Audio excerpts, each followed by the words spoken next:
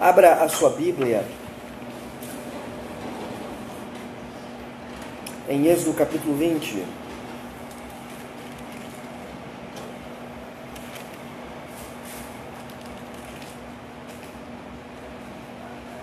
Verso 3.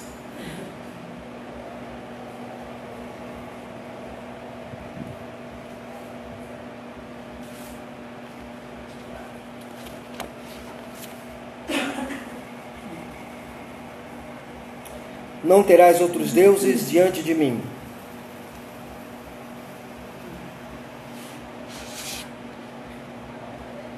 Não terás outros deuses diante de mim. Vamos orar. Senhor, está aí a Tua palavra diante de nós, Senhor, que o Senhor possa manifestar a Tua graça, o Teu amor, a Tua iluminação, ó Deus, para o entendimento, ó Deus, dessa porção da Tua palavra, Senhor. Nos ajuda, Senhor, a compreender, ó Deus, que tudo queres para nós, ó Deus, nesta manhã. Manifestando sempre a Tua graça e o Teu amor sobre nós. É o que nós choramos e te agradecemos em Cristo Jesus. Amém. Irmãos, este é o segundo mandamento da lei, esse é o primeiro mandamento da lei de Deus, estabelecido na palavra do Senhor. Nós vimos que o prefácio dos 10 mandamentos, ele nos fala da grandeza de Deus, da realeza de Deus, do domínio de Deus sobre nós. O primeiro mandamento, ele é bem peculiar. Alguns teólogos de linha luterana, por exemplo, luteranos, eles pegam o primeiro mandamento e o segundo mandamento e juntam, como fazem os católicos romanos. Eles pegam o primeiro mandamento e o segundo mandamento e colocam juntos, como sendo um mandamento só. Mas nesta proposição você não teria 10 mandamentos, você teria 9 mandamentos. Então, para resolver o problema, eles pegam o último mandamento, no verso 17, e separam. Quando vai falar lá, não cobiçarás a casa do teu próximo, ele separa de cobiçar a mulher do próximo. De só que você começa a ter, de fato, os 10 mandamentos como um todo. Alguns entendem que o primeiro mandamento, ele também fala da idolatria. Ainda que o Catecismo Maior nos fale, nos incline, nos leve a pensar também desta forma, de que o primeiro mandamento também envolve a idolatria, e envolve sim a idolatria, porque é um alerta à idolatria. Ele não é um mandamento especificamente contra a idolatria diretamente, porque a idolatria, no conceito nosso, parece ser adorar outra divindade, mas no conceito bíblico, idolatria tem a ver com você adorar não apenas outra divindade, mas adorar o verdadeiro Deus de maneira errada, de maneira estranha. Isso nós vamos ver na nossa próxima exposição do segundo mandamento da lei de Deus. Mas para esse primeiro mandamento, nós precisamos entender o que Moisés está dizendo aqui. Precisamos entender o que Deus fala aqui, o que Deus exige aqui de nós. Esse é o ponto importante que a gente precisa considerar dentro do estudo da lei do Senhor como um todo. Agora, observe bem, nesta porção da palavra de Deus, nós encontramos o primeiro grande mandamento da lei de Deus. Devemos lembrar que os 10 mandamentos, eles consistem no resumo da lei. Os 10 mandamentos não é a totalidade da lei, ele é o resumo. E o que é a lei de Deus? A lei de Deus, por sua vez, é a vontade de Deus revelada. Então você quer saber o que Deus quer para você sobre sua família, sobre sua vida, sobre como adorá-lo, como cultuá-lo, como louvá-lo. Você precisa ir até a lei dele, até as escrituras, até a palavra dele, para saber dessas coisas que estão reveladas. As outras coisas que não foram reveladas, você não precisa estar se preocupando com elas. Será que Deus vai converter meu marido? Será que Deus vai converter meu marido? Será que Deus vai converter meu filho? Será que Ele não vai fazer isso? Isso compete a Ele. O que está revelado a nós é falarmos do amor de Jesus a essas pessoas. Esta vontade de Deus, ela envolve os 10 mandamentos e toda a totalidade da lei de Deus. Os 10 mandamentos é o resumo da lei de Deus, como nós já temos dito. Aqui, irmãos, nesse texto, nós aprendemos que consideramos Deus como o nosso centro, o centro de nossa existência, o centro de nossas vidas. Quando você ler esse texto, você pensa em Deus, você pensa no Senhor. E a lei começa com Deus. Ele diz, não terás outros deuses diante de mim. O prefácio diz, e falou Deus. Então, Deus, ele se contrapõe a outra divindade, a outros deuses, a outra imaginação feita pela mente humana que não o serve, que não o adora. Aqui nesse texto nós vamos ver o centro de Deus como sendo o centro de nossas vidas. de nossas afeições, de nosso culto. O texto fala do zelo, dos ciúmes de Deus em relação a nós. Não terás outros deuses diante de mim. Mas o que nós aprendemos aqui, irmãos? O que nós podemos aprender desse mandamento? O que nós podemos aplicar desse mandamento à nossa vida? Primeiro, que Deus proíbe ser substituído. Como assim, pastor? É possível a gente substituir Deus? É. Nós às vezes substituímos Deus por qualquer outra coisa. Substituímos Deus por um Deus que não é Deus, por uma coisa que não é o Senhor. Então Deus, ele proíbe a substituição. Deus aqui declara que não deve ser substituído por outra divindade, trocado por outra divindade. Quem troca o Senhor por outros deuses sofrerá grandes consequências, grandes penalidades, grandes lutas tem enfrentado aquele que troca o Senhor por outra divindade. Aqui quando ele diz, não terás outros deuses, aquele aponta para uma nomenclatura exclusiva, dizendo assim, olha, você não deve ter outro Deus. Mas o que significa aqui não ter outro Deus? O que isso quer dizer? Qual é a ideia que o autor bíblico quer colocar para nós? Primeiro, aqui ele usa o advérbio negação não. Esse advérbio negação, no hebraico, ele é um advérbio que enfatiza a ênfase. É nem agora, nem nunca. Ou seja, é uma proibição permanente. Não é uma proibição, talvez, ou quem sabe, algum dia, vocês poderão adorar outra divindade que não seja eu. Deus exige a exclusividade de culto, a exclusividade da adoração, a exclusividade de celebração. Então, quando eu leio esse texto, eu penso exatamente nesse primeiro princípio imperecível, que é que Deus não quer ser substituído. Qualquer coisa você substitui nesta vida. Você substitui um carro, você substitui uma casa, você substitui até o seu cônjuge. Mas você não consegue substituir Deus. Porque Deus, ele é único, ele é verdadeiro, ele é vivo e verdadeiro. Ele é o Deus único, Deus soberano. Por isso que ele diz, você não deve ter outro Deus. Você não deve cultuar outra divindade. Veja, percebe a diferença entre adorar a Deus por meio de uma imagem e a diferença entre ter outra divindade. Há uma diferença muito grande aqui, porque a diferença é exatamente esta. Aqui o que Deus proíbe é que eu não vá atrás de outro Deus, de outra divindade. Deus não está dizendo assim, não me manipule. Ele vai falar sobre isso, de manipulá-lo, através do segundo mandamento, quando ele vai falar do segundo mandamento. Mas aqui ele, de maneira muito clara, ele proíbe que eu vá atrás de outra divindade. Alá, Buda, Maomé, Confúcio, qualquer outra divindade. Eu não posso ir atrás de nenhuma divindade além daquela que está estabelecida na Bíblia Sagrada, que é o próprio Deus. Então ele não aceita ser substituído. Deus, ele não tolera ser trocado por outra divindade. Por exemplo, quando você abre Jeremias capítulo 2, você vai lá em Jeremias capítulo 2.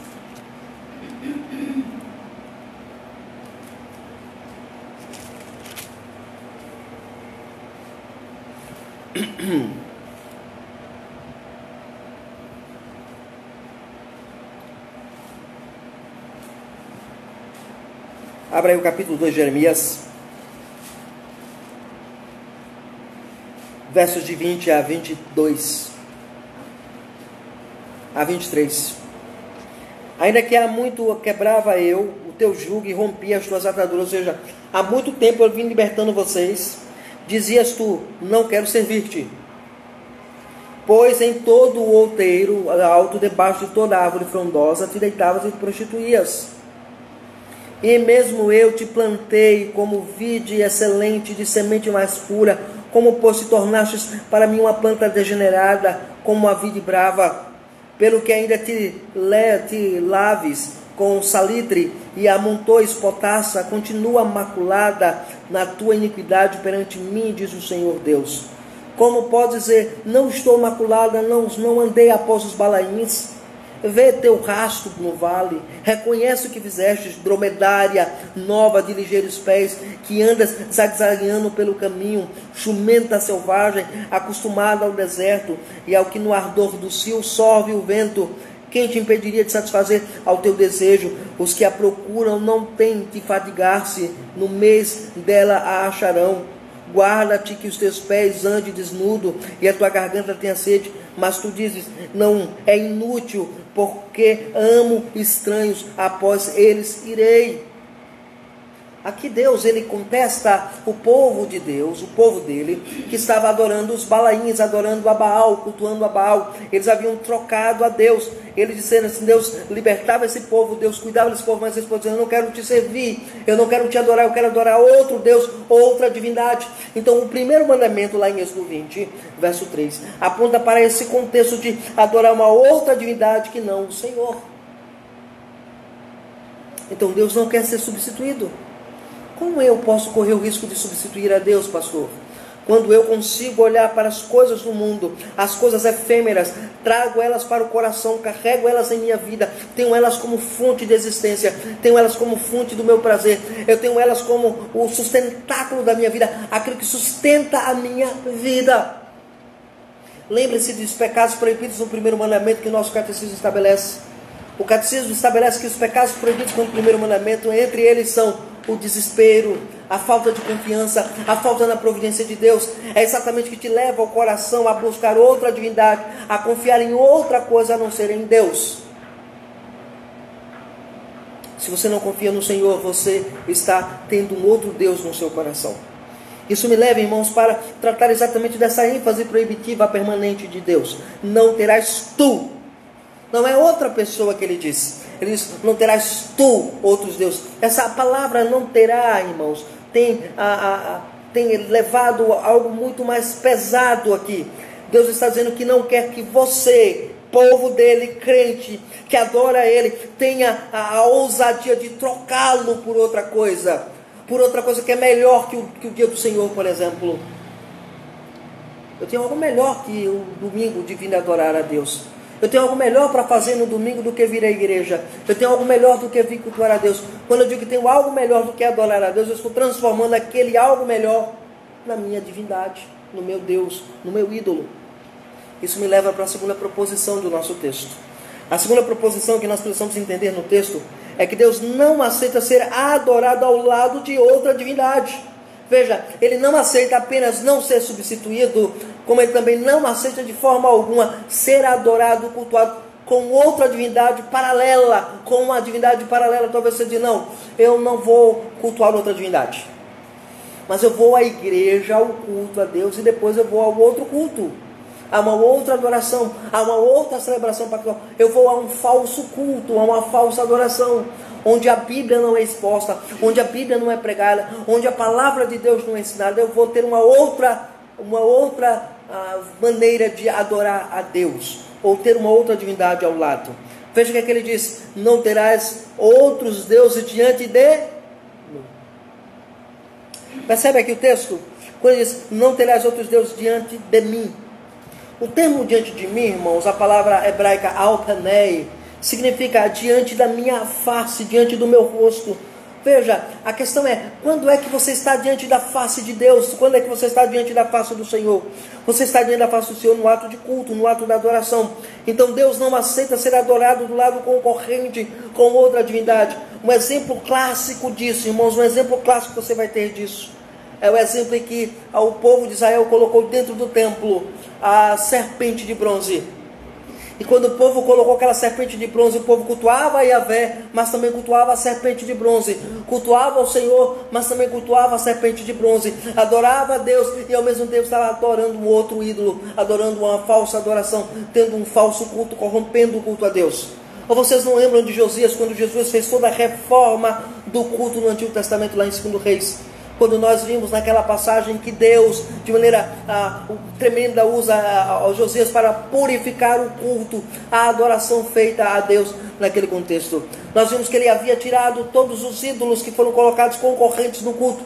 Eles achavam que estavam cultuando a Deus, adorando a Deus, mas na verdade estavam concorrendo o culto de Deus com outra divindade, com outra adoração, com outro objeto de culto. Deus não aceita, de maneira muito clara, ser adorado ao lado de outra divindade. O seu coração quer adorar a Deus e ao mundo? O seu coração quer amar a Deus e ao mundo ao mesmo tempo? Você quer ser crente, quer viver no mundo? Você está tendo uma dubialidade de adoração, um coração dúbio, um coração voltado para a prática de um culto que tende a adorar a Deus de maneira ao lado de outra divindade. Mas observe bem aqui o nosso texto. Ele diz, não terás outros deuses diante da minha face. Como eu posso estar com outro Deus diante da face do Senhor? Primeiro, na adoração pública ou na adoração individual. É quando eu estou no culto preocupado com alguma coisa, preocupado com arroz, com feijão, com a carne que eu vou fazer quando chegar no culto, coisa dessa natureza, preocupado com o serviço da segunda-feira que eu tenho que fazer, eu tenho que abrir a loja, eu tenho que fazer aquilo, eu tenho que fazer aquilo outro. A minha preocupação consegue concorrer com a adoração. Por isso que o primeiro mandamento proíbe eu estar preocupado no ato de culto. Eu preciso estar com o coração tranquilo diante de Deus, receber de Deus a sua palavra abençoada do Senhor, receber a palavra que vem do Senhor, receber a palavra de Deus, receber o Evangelho do Senhor, o ensino do Evangelho claro e cristalino sobre a nossa vida. Aqui Deus ele não aceita estar com outra divindade do seu lado exatamente por isso, para que os nossos afetos, a nossa adoração, o nosso coração, a nossa vida não esteja preocupada em dubialidade, coxinha entre dois pensamentos. A quem vocês vão servir? A Deus. Se Baal é Deus, servir. Se o Senhor é Deus, serviu. Vocês lembram desta passagem lá do grande profeta Elias? Quando Elias vai desafiar os 450 homens de Baal, ele pergunta para a multidão que está assistindo o debate, a luta travada pela espiritualidade autêntica, pela vida autêntica, pela adoração verdadeira, a batalha do culto, irmãos, é a batalha do culto verdadeiro. A nossa batalha hoje não é fazer com que você continue membro da igreja. A nossa batalha hoje é que você se continue como sendo um verdadeiro adorador de Deus, adorar verdadeiramente ao Senhor. É isso que o primeiro mandamento exige de nós, uma adoração legítima e verdadeira a Deus. É isso que nós precisamos entender. Considerarmos isso. Nossa segunda implicação disso, irmãos, é que a verdadeira adoração, ela exige de nós a rejeição de ter uma outra divindade ao lado de Deus. Nós vamos ver um pouco sobre isso domingo que vem, com a graça do Senhor, quando explorarmos o segundo mandamento. Mas no primeiro mandamento, de maneira muito clara, Deus diz, eu não quero outro Deus diante dos meus olhos, diante da minha face, diante da adoração a mim prestada. É isso que nós precisamos entender. Aqui, irmãos, Deus diz que Ele quer o nosso coração, a nossa adoração, o nosso louvor, a nossa celebração a Deus, a Ele somente. Viver coram Deus. Todo o ato da minha vida, todo ato de meu viver é um ato de culto. Lembre-se lá de Romanos capítulo 12, verso 1 e 2, que diz que nós estamos sempre oferecendo o nosso culto racional a Deus, pela maneira como nós vivemos, através da nossa existência, através do nosso corpo. É um culto racional a Deus, é um culto voltado para o Senhor. Mas não apenas isso. A terceira implicação e última implicação que nós aprendemos desse texto, irmãos, desse mandamento, é que Deus, nesse mandamento, quer ser o centro da nossa vida. Olha o texto. Não terás outros deuses diante de mim. Não terás tu. Essa é a ênfase no hebraico. Então, assim, não terás tu. A ênfase do hebraico aqui é dizer assim, somente o Senhor é digno de adoração. Não terás outros deuses, porque a palavra no hebraico descreve carregar no coração. Não carregue no seu coração outro Deus, outra divindade, outra adoração, outro elemento de culto. Não, apenas o Senhor. E aqui, irmãos, aqui nós aprendemos que Deus quer ser o objeto, o primeiro elemento de nossa vida, o primeiro elemento de culto, de adoração. Ele quer ser o primeiro em tudo, Ele quer ser a prioridade. O problema nosso é que nós damos a prioridade para outra coisa, para alguém, para alguma coisa. Não, para Deus. Prioridades. Qual é a sua prioridade na adoração? A sua prioridade é aprender a palavra de Deus? É aprender o Evangelho do Senhor? É entender que Ele é primeiro. Ele diz, eu sou o Senhor teu Deus, que te tirei da terra do Egito. não terás outros deuses diante de mim. Por quê? Porque no Egito vocês conheceram outras divindades. No Egito vocês conheceram outros ídolos. No Egito vocês conheceram outras fontes que não levam à vida, mas que levam à morte. Vocês conheceram outras coisas que não é aquilo que eu quero para vocês. Eu quero que vocês olhem apenas para mim, que vocês tenham o coração devotado a mim. O coração de vocês é meu. O nosso maior problema, irmãos, é esse coração que nós temos. Nós rejeitamos a palavra, nós não aceitamos a palavra, nós não concordamos com a palavra, nós rejeitamos a adoração. O nosso coração está sempre voltado a um falso culto, a uma falsa adoração. Isso é da nossa natureza caída, da nossa natureza depravada. Nós queremos um culto que nós queremos fazer o que der na nossa telha. Nós criamos os nossos ídolos e queremos trazê-los para o culto, para concorrer com Deus. Parece que nós não estamos satisfeitos com Deus da Bíblia, com Deus revelado na Escritura, com Deus revelado na Palavra de Deus. Nós queremos um Deus que nos responda agora, responda de maneira imediata. Então eu não quero Deus, eu quero um gênio. Nós fazemos alguma coisa aqui na igreja para agradar a Deus, bababá, aqui do lado do outro, para que Deus age em nosso favor. É como se fôssemos Aladim esfregando a lâmpada para que o gênio saísse e dissesse assim: olha, você fez muito bem, você cuidou da minha lâmpada, você cuidou da minha casa, você cuidou do meu reino. Eu vou te dar isso aqui, aquilo outro, eu vou te abençoar, por isso que você está me servindo. Me sirva, eu lhe abençoo. Deus virou um acessório religioso para nós. Quem não lembra de Jó? Lembre-se de Jó. Sim, Jó, o grande patriarca. Quando os filhos de Deus vieram, Deus perguntou: vistes o meu servo Jó? Homem reto, temente a Deus, íntegro, e que se desvia do mal. Veja, é o testemunho de Deus sobre Jó. Não é o testemunho de alguém que viu, ali vai uma mulher de Deus, ali vai um... Não, é o testemunho de Deus em relação a Jó. Jó é desta maneira porque eu conheço Jó. Qual é a resposta de Satanás? Acaso Jó serve tu em vão? Tu não deu tudo para ele, riqueza, bens, ouro, prata, tudo. O que Satanás está dizendo? Que Deus é apenas um acessório na vida de Jó.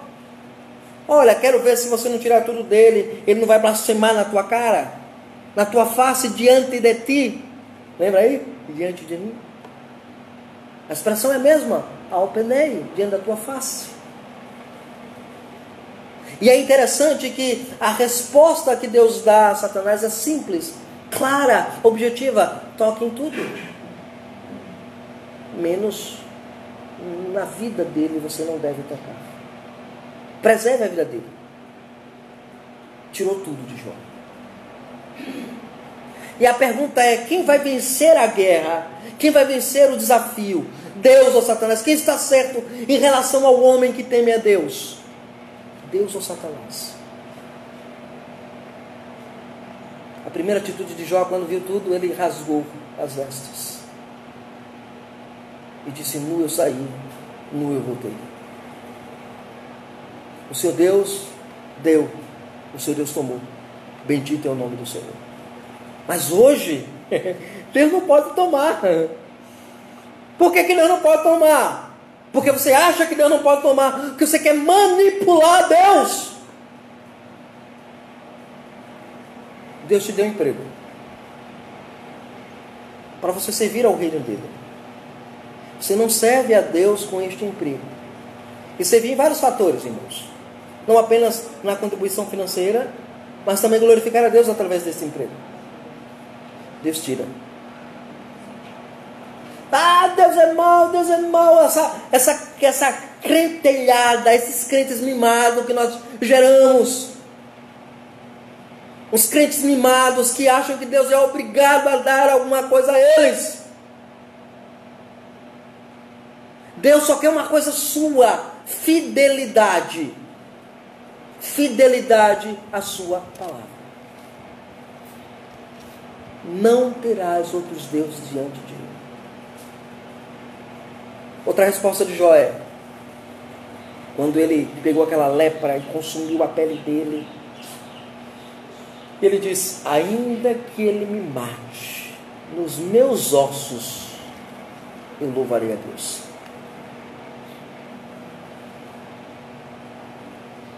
Você consegue adorar a Deus de maneira desinteressada, sem interesses? Se você só vem à igreja por causa de alguma coisa que você precisa, ou você vem à igreja pelo fato de ter o prazer de adorar. O que deveria motivar o crente a vir à igreja é o prazer da adoração, é o deleite da adoração, é o deleite de aprender a palavra de Deus, é o deleite de louvar a Deus, o deleite de estar em comunhão com Ele, e não o que Ele pode dar a nós. Esse diante de mim faz toda a diferença no texto. Diante de mim com santidade, diante de mim com liberdade, diante de mim com compromisso. Essa é a diferença.